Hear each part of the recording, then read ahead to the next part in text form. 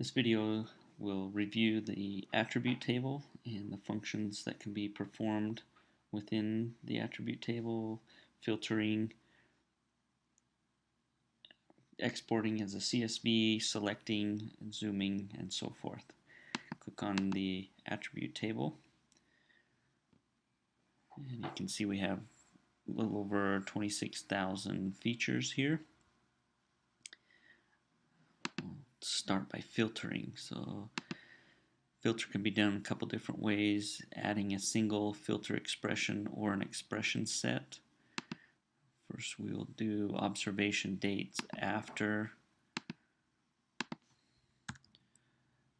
July 7th of 2012.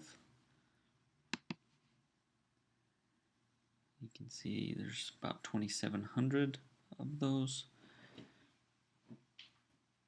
If you want to filter even further, you can add another expression. Let's say we want the name, change it to unique value to be Russian knapweed, which the observation date is after 2012. And we have 1,000 of those. If you wanted to export all of those as a CSV, click OK, open the file.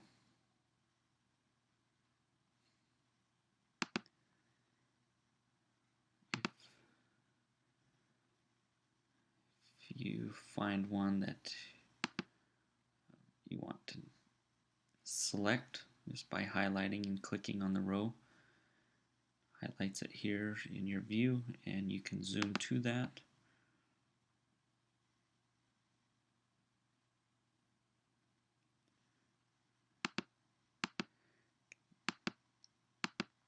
Zoom out a little bit. The weed point layer, turn that one on.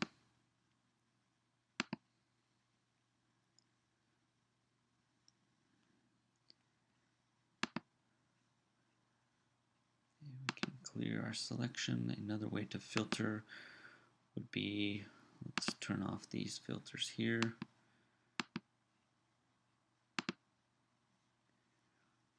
You can see we have 26,000. That's our entire database. But if we are zoomed into an area and you want to just see what kind of weeds, or just filter those features, then you can filter by map extent. There are 3,000 within this view. To select more than one, you can just highlight, hit Shift, and highlight. There you can see that all 6 of those kind of spread throughout. If you wanted to zoom a little bit closer to them, click Zoom to.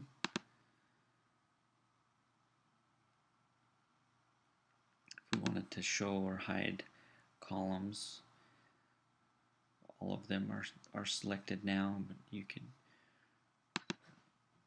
uncheck some of these.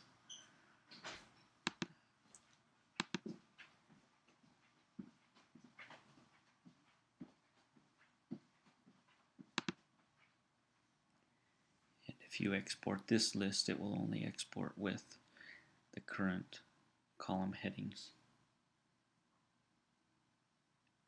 That is an overview of the attribute table.